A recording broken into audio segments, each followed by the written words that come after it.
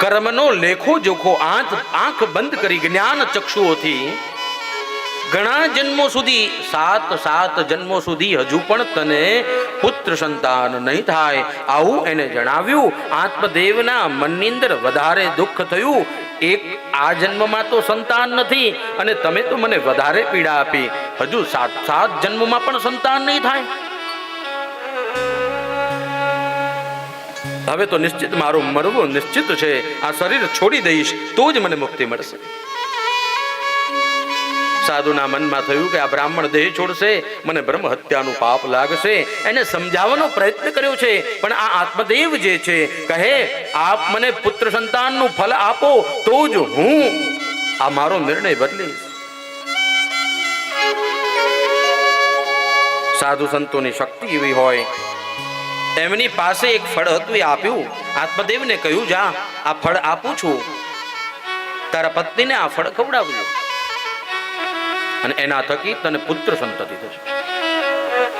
પણ નિયમ એવો છે કે ઘરે તારા પત્ની એક ટાણું ભોજન કરે, નિત્ય પ્રભુનું સ્મરણ કરે, ભક્તિમય બને, જ્ઞાન અને વૈરાગ્યને ધારણ કરે. એનું આ ગર્ભાવસ્થાનો સમય જે છે એમાં ઉત્તમ પુત્ર પ્રાપ્તિના તમામ લક્ષણો એ ધારણ કરે. નવદા ભક્તિનું સાનિધ્ય લે.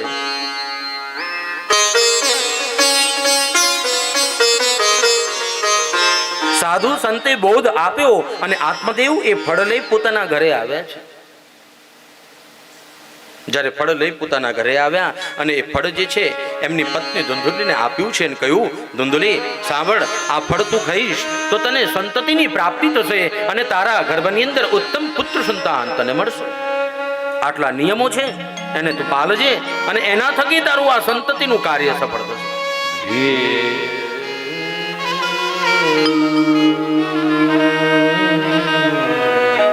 ધુંધુલીના મનમાં થયું કે આ અગર ફળ ખાઉં અને જો કદાચ મને પુત્ર રહે તો આ પુત્રને સાચવવો, 9 મહિના સુધી ગર્ભ રહે અને એ ગર્ભમાં મારું મૃત્યુ થઈ જાય તો.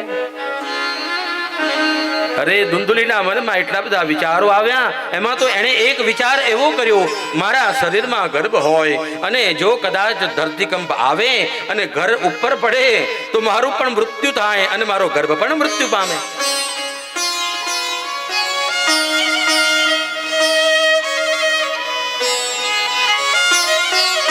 અનેક વિચારો કરીને ધુંધુલીએ નિર્ણય કર્યો.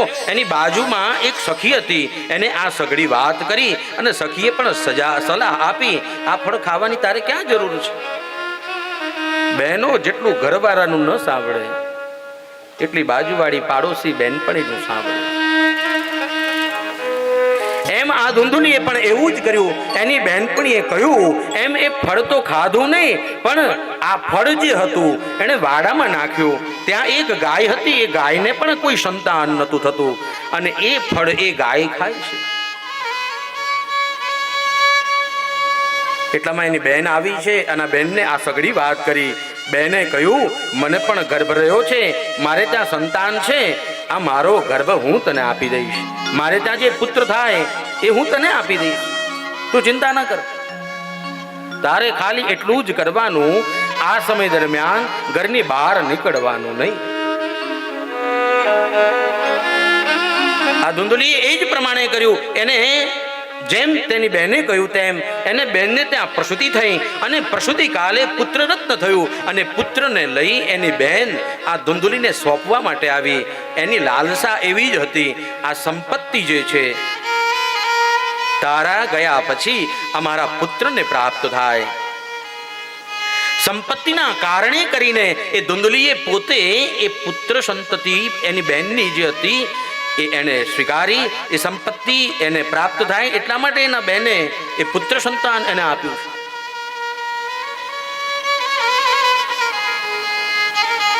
3 મહિના બાદ ગાયને પ્રસૂતિ થઈ અને ગાયને પણ ત્યાં સંતાન થયું અને સંતાન થયું પણ દિવ્ય માનવ દેહ. તેના કાન કેવલ ગોકર્ણ એટલે એ ગાય જેવા હતા, માટે એ ગાય જેવા કાન જેના હતા એનું નામકરણ કર્યું ગોકર્ણ. ગો એટલે ગૌ અને કાન જે ગાય જેવા છે તે ગોકર્ણ થયા.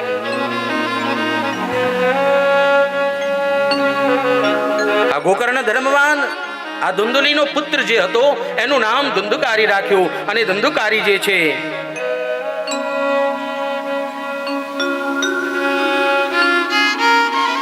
દરેક ખોટા ક્રિયાઓની અંદર રત રહેતો, જે ન કહેલા કામો છે એ કરવા માટે તત્પર રહેતો. અરે ચોરી કોઈની પાસેથી ધન એને છીનવી ન હોય એવો કોઈ વ્યક્તિ નથી.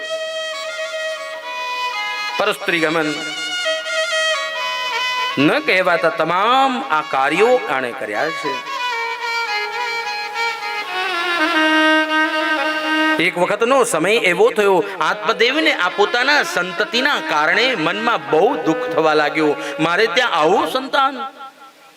પણ ગોકર્ણ એમને ઉપદેશ આપે અને ઉપદેશમાં કહે છે કે સાંભળો, આપ ભગવત ભક્તિ કરો. અને એમને વનમાં જવા માટેનું મન બનાવ્યું. ગોકર્ણના પિતા જે છે વનમાં ગયા અને પોતાનો દેહ જે છે સંન્યસ્ત જીવન ગુજારે.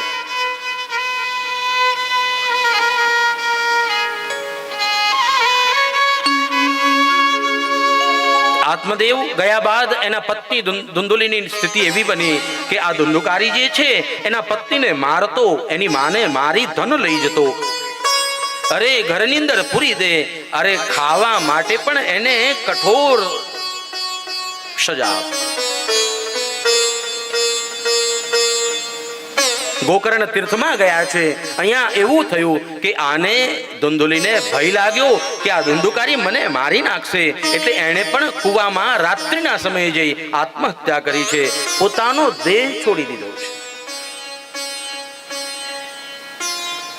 પોતાનો દેહ તો છોડી દીધો, પણ ધુંધુકારીએ પોતાના ઘરની અંદર 5 વેશ્યાઓને ઘરમાં લાવી પોતાનું જીવન ગણિકાઓની સાથે જીવવા લાગ્યો. નિત્ય એની સાથે રત રહેવા લાગ્યો અને એના કારણે એનું જે ધન હતું એ ધન ખર્ચાવા લાગ્યું. આ ગણિકાઓના મનમાં પણ લાલચ આવી છે. અને ગણિકાઓના મનમાં જ્યારે લાલચ આવી ત્યારે આ જે ગણિકાઓ છે એણે એક રાત્રિના સમયે નિર્ણય કર્યો કે અગર જો આ જીવતો રહેશે તો કોઈ વખત રાજાના હાથે ચડશે અને રાજા જો એને સજા આપશે તો આપણા બધાનું પણ નામ આવશે. આને આજે જ પતાવી દેવું જોઈએ. એ ગણિકાઓએ ધુંધુકારીને પણ ઘરની અંદર પતાવી દીધો છે. એને મૃત્યુ આવ્યું.